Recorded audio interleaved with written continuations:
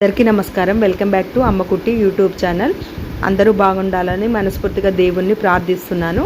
ముందుగా స్టవ్ వెలిగించి ఒకవైపు హాట్ వాటర్ పెట్టాను. ఆ తర్వాత కర్రీ చేద్దామనేసి ముందుగా టమాటా ఆనియన్స్ చిన్న చిన్న పీసెస్ లాగా కట్ చేస్తున్నానండి. అయితే ఈరోజు కర్రీ వచ్చేసి టమాటా గంగవాయల కూర కర్రీ చేస్తున్నాను. అయితే గంగవాయల కూర అనేది ముందుగానే తెంపి రెడీగా పెట్టుకున్నాను. ఆ తర్వాత స్టవ్ మీద హాట్ వాటర్ వేడెక్కినాయి. పిల్లల కోసం అనేసి హాట్ వాటర్ పోసాను. మొత్తం టమాటాలు కట్ చేసి మళ్ళీ స్టవ్ వెలిగించి స్టవ్ మీద కళాయి పెట్టాను. కళాయి వేడెక్కిన తర్వాత ఒక 2 టేబుల్ స్పూన్ ఆయిల్ వేసుకొని అందులో కొద్దిగా శనగపప్పు వేసుకున్నాను. ఆకుకూర టమాటా చేసేటప్పుడు కొన్ని శనగపప్పులు కూడా వేస్తే చాలా బాగుంటుందండి కర్రీ. అయితే కొద్దిగా జీలకర్ర, ఆవాలు, ఉల్లిగడ్డ, పచ్చిమిర్చి వేసి కొద్దిసేపు ఆయిల్లో ఫ్రై కానిస్తున్నాను. బ్రౌన్ కలర్ వచ్చేంత వరకు ఆనియన్స్ ఫ్రై అవ్వనివ్వాలి. ఆ తర్వాత 1 స్పూన్ పసుపు కూడా వేసి ఆనియన్స్ అనేది బ్రౌన్ కలర్ వచ్చేంత వరకు ఫ్రై అవ్వనివ్వాలి. ఆనియన్స్ బ్రౌన్ కలర్ వచ్చిన తర్వాత మన ఆకుకూర అనేది ఆయిల్లో వేసుకోవాలి. ఆకుకూర అనేది కొద్దిగా పచ్చివాసన పోయేంత వరకు ఆయిల్లో మగ్గనివ్వాలి. అది మగ్గేంత వరకు స్టవ్ మీద సిమ్లోనే ఉంచాలి. ఆ తర్వాత అది కొద్దిగా మగ్గిన తర్వాత మనం కట్ చేసి పెట్టుకున్న టమాటాలు కూడా వేసి కొద్దిసేపు ఉండనివ్వాలి స్టవ్ మీద. కొద్దిగా సాల్ట్ వేయాలండి. టమాటాలు వేసినప్పుడు తొందరగా ఉడకాలనంటే ఆ టమాటాలలో కొద్దిగా సాల్ట్ వేస్తే తొందరగా ఉడుకుతున్నాయి. తర్వాత క్యాప్ పెట్టేసి కొద్దిసేపు స్టవ్ మీద అలానే ఉంచాలి. ఆ తర్వాత మేము సమ్మర్లో ఎక్కువ శాతం రాగి జావ తాగుతామండి. రాగి జావ కోసం అనేసి స్టవ్ మీద ఒక గిన్నెలో వాటర్ పోసి సాల్ట్ వేసి పెట్టాను ఒకవైపు. ఆ తర్వాత మనం రాగి జావ పిండి కోసం అనేసి రాగి పిండి కొద్దిగా 2 టేబుల్ స్పూన్ వేసి వాటర్ వేసి ముందుగానే కలిపి పెట్టుకోవాలి. లేకపోతే రాగి జావ అనేది గడ్డలు గడ్డలుగా వస్తుందండి. ఈలోపు కర్రీ అనేది మగ్గుతున్నది అనేది ఒకసారి చూస్తున్నాను. ఒకసారి కర్రీ మొత్తం కలిపి క్యాప్ అనేది పెట్టాలి. క్యాప్ పెట్టి ఒకసారి చూసాను. ఎసరంతా అనేది పైకి వచ్చేసింది. కర్రీ ఆల్మోస్ట్ దగ్గర పడిందండి. ఇప్పుడు కారం అనేది వేసుకోవచ్చు. ఆయిల్ అనేది పైకి వచ్చేసింది. అయితే మనకు ఆ కర్రీకి సరిపడేంత కారం వేసుకోవాలి. నేనైతే ఒక 2 టేబుల్ స్పూన్ కారం వేసాను. కారం వేసి ఒకసారి కలిపాను. ఎందుకంటే ముందుగానే నేను సాల్ట్ వేసాను కదండి. టమాటాలు ఉడికేటప్పుడే కొద్దిగా సాల్ట్ వేసాను. ఆల్మోస్ట్ సరిపోతుందని అనుకుంటున్నాను. స్టవ్ మీద సిమ్లో పెట్టి అలానే ఉంచాను. ఈలోపు రాగి జావ కోసం అనేసి వాటర్ పెట్టాను కదా, అది మసులుతున్నది.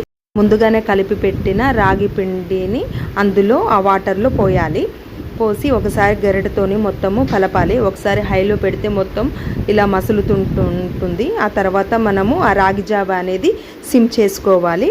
ఇంకా రాగి జావ అనేది మసులుతుంది. ఈ లోపు నేను లంచ్ బాక్స్లో కోసం అనేసి వైట్ రైస్ కడిగి స్టవ్ మీద పెట్టాను. కర్రీ ఒకసారి చూద్దామనేసి కర్రీ ఒకసారి కలిపాను. మొత్తము దగ్గర పడిందండి. కర్రీ రెడీ అయిపోయింది. ఉప్పు సరిపోయిందా లేదా అనేది చూసి మనము సాల్ట్ అనేది వేసుకోవాలి. కొద్దిసేపు సిమ్లో ఉంచుదామనేసి సిమ్లో పెట్టాను. ఇంకా రెడీ అయింది. టమాటా గంగవాయల కూరలో మామిడికాయ కూడా వేస్తే చాలా బాగా వస్తుంది. కాకపోతే మామిడికాయ లేదు, ఓన్లీ గంగవాయల టమాటా కర్రీ మాత్రమే చేశాను ఈరోజు. ఆ తర్వాత మాకు పాలు వచ్చాయండి. పాలు పిల్లల కోసం అనేసి వేడి చేశాను, కానీ వాళ్ళకి టైం అయ్యింది. ఇంకా టీ పెట్టుకున్నాము నేను, మా అత్తయ్య. ఆ తర్వాత నుంచి వచ్చేసరికి 7 o'clock అవుతుంది. అయితే రాగానే ఇంట్లో లెమన్ వాటర్ ఉన్నాయి. అయితే ఇంకా లెమన్ వాటర్ తాగాను. ఆ తర్వాత కిచెన్లోకి వెళ్ళేసి ఇంకా గోబీ ఎప్పుడు లాస్ట్ వీక్ తెచ్చాను. అయితే అవి గోబీ ఫ్రై చేద్దామనేసి ఇంకా అవన్నీ చిన్న చిన్న పీసెస్ లాగా మా అత్తయ్య ముందుగానే తీసి పెట్టి ఉంచింది. అవి చేద్దామనేసి స్టవ్ మీద హాట్ వాటర్ పెట్టాను. అవి ఉడికించుదామనేసి ఇంకా దాంట్లో కొద్దిగా ఉప్పు వేసి పెట్టాను స్టవ్ మీద. అయితే మా పిల్లలు అడుగుతున్నారండి, ఎప్పటి నుండో చేద్దాం అనుకుంటున్నాను, లాస్ట్ వీక్ తెచ్చాను, రోజు రేపు చేస్తా అంటున్నాను. నాకు టైం సెట్ అవ్వలేదు. ఇంకా సరే అని ఈరోజు చేద్దామనేసి చేస్తున్నాను. అయితే స్టవ్ మీద హాట్ వాటర్ పెట్టాను కదా, అవి వేడెక్కిన తర్వాత ఆ హాట్ వాటర్లో అవి వేసాను. అవి వేసిన తర్వాత ఇంకా కొద్దిగా పసుపు కూడా వేసాను. అవి చాలాసేపు ఉడకనివ్వద్దు. కొద్దిగా ఇట్లా అంటే మనకు చేయికి అనేది ఇలా కట్ అవుతున్నట్లుగా ఉండాలండి. అయితే ఇది నేను చేయడం సెకండ్ టైము. ఇంకా మా పిల్లలకు బాగా ఇష్టమవుతుంది కాబట్టి ఇంకా నేను చేసేస్తున్నాను. ఉడికిపోయాయి అవి. అయితే ఇంకా ఒక గిన్నెలోకి కొద్దిగా మైదా పిండి, 2 టేబుల్ స్పూన్స్ శనగపిండి, 1 టేబుల్ స్పూన్ బియ్యం పిండి, 1 టేబుల్ స్పూన్ కారం వేసుకోవాలి. సాల్ట్ కూడా 1 టేబుల్ స్పూన్ వేసుకోవాలి. 1 టేబుల్ మసాలా కూడా వేసుకోవాలి. అయితే ఆ మిశ్రమాన్ని మొత్తము నీట్గా కలుపుకోవాలి. ఆ పిండి అంతా కలిసే విధంగా, మనం వేసిన కారం ఉప్పు అన్నీ కలిసే విధంగా కలుపుకోవాలి. ఆ తర్వాత కొద్దిగా వాటర్ వేసుకుంటూ మొత్తం గడ్డలు లేకుండా నీట్గా కలుపుకోవాలన్నట్టు. ఆ పిండి అనేది మనం బజ్జీకి చేసే పిండి ఎలా కలుపుతామో ఆ విధంగా మొత్తము కలుపుకోవాలి. అది కలుపుకున్న తర్వాత మనము ముందుగానే అవి గోబీ పువ్వును ఉడకపెట్టాం కదా, అవన్నీ అందులో వేసి మొత్తం మిక్స్ చేయాలన్నట్టు. అదంతా కలిపిన తర్వాత ఒక 1/2 అవర్ అనేది పక్కకు పెట్టుకోవాలి. వెంటనే వేయకూడదు అన్నట్టు. సోడా ఉప్పు అలా కూడా వేయకూడదు.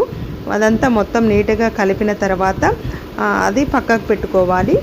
అది పెట్టుకున్న తర్వాత ఈరోజు టమాటా గంగవాయల కూర అనేది అయిపోయిందండి. మాకు లంచ్ వరకే వచ్చేసింది ఆ కర్రీ. అయితే ఇప్పుడు ఏం కర్రీ చేద్దామంటే కూడా పిల్లలు ఏది వద్దన్నారు. అయితే ఇప్పుడు డిన్నర్ కోసం అనేసి పబ్బియ్యం చేద్దామని అనుకున్నాను. అయితే నేను పబ్బియ్యం అనేది కూడా కుక్కర్లోనే చేస్తాను. ఎందుకంటే కుక్కర్లో చేసే రైస్ అనేది మంచిగా అవుతుంది. అయితే స్టవ్ వెలిగించి అందులో 2 టేబుల్ స్పూన్ ఆయిల్ వేసుకున్నాను. అందులో జీలకర్ర, ఆవాలు, లవంగాలు ఒక 2 వేస్తాను, యాలకు 1 వేస్తాను, దాల్చిన చెక్క కొద్దిగా వేసి, ఉల్లిగడ్డ, పచ్చిమిరపకాయలు వేసి, కొద్దిగా కొత్తిమీర, కరివేపాకు కూడా వేసి గరిటెతోని కలుపుతాను. అవి అనేది కొద్దిగా బ్రౌన్ కలర్ వచ్చేంత వరకు స్టవ్ మీద అలానే ఉంచుతాను. ఆ తర్వాత కొద్దిగా పసుపు కూడా వేసి కొద్దిసేపు మగ్గనిస్తాను. అంటే పసుపు కొన్నిసార్లు వేస్తాను, కొన్నిసార్లు వేయను. అయితే ఈరోజు కొద్దిగా వేసాను. మేము ఎక్కువ శాతము నైట్ టైంలో పబ్బియ్యమే చేస్తాము, కర్రీస్ ఎక్కువ లేకపోయినప్పుడు. పిల్లలు కూడా మంచిగా తింటారు వేడిగా. ఆ తర్వాత ఆనియన్స్ అనేది బ్రౌన్ కలర్ వచ్చాయి. కొద్దిగా అల్లం పేస్ట్ వేసి, ఇంకా బియ్యము, వాటరు వేసుకొని కుక్కర్ మూత పెట్టాను.